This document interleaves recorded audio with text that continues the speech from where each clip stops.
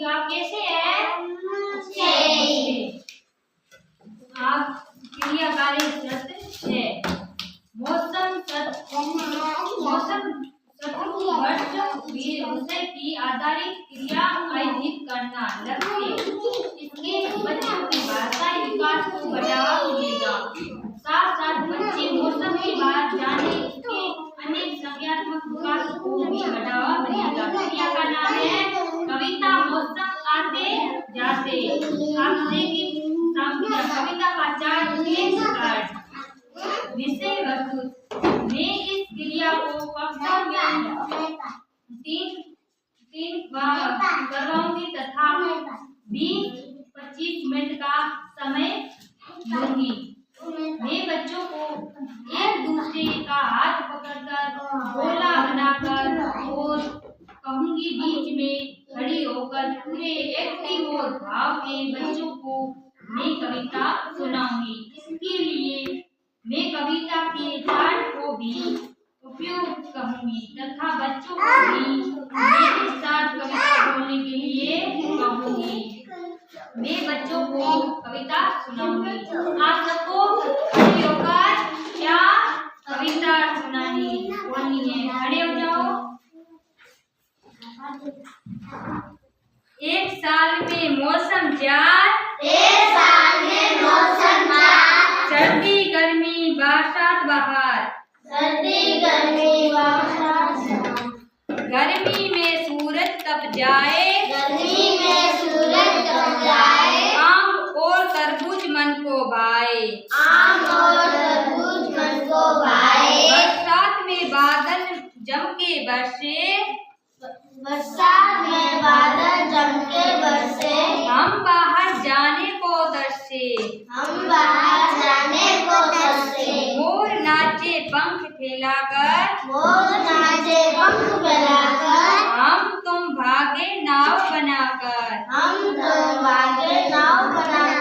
एक साल में मौसम चार, सर्दी गर्मी बरसात बहार।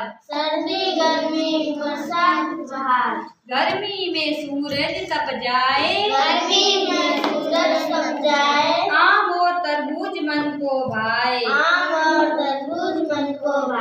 बरसात में बादल जम के बरसे,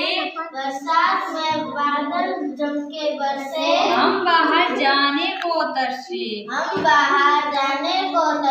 मोर नाचे पंख फैलाकर, हम तुम भागे नाव बनाकर। बच्चों को वो कविता भेजाओ। कविता को अच्छे से बोलने से कहा। इसके बच्चों ने भाषाई विकास का बढ़ावा मिलेगा तथा ये मौसम ही जानकारी बच्चों को दी जाएगी जिससे यह समग्र विकास होगा। ये क्या है? ये मोर है। ये है बादल और आम और सूरज।